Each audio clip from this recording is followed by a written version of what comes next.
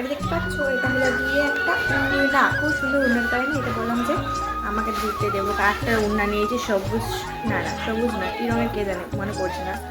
তো চলো আজকে তোমাদের জন্য একটা সুন্দর ভিডিও শেয়ার করবো, সেটা হলো রান্নার ভিডিও। তো আজকে আমি কী রান্না করি সেটা তোমার সাথে চলো শেয়ার করি আর দেখাই কী কী রান্না করেছি।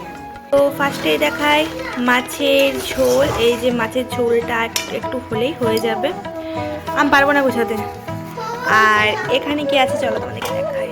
এখানে আছে এই যে ফুলকপি ভাজা আর পেঁপে ভাজা।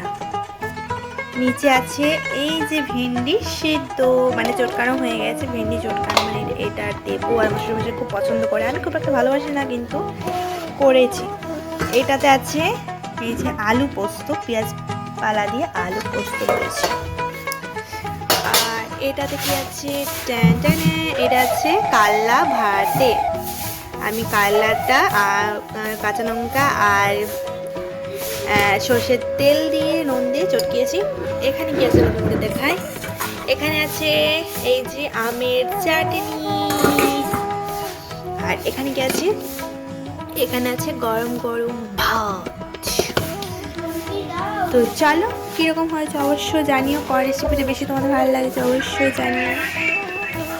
সবাইকে টাটা বাই বাই।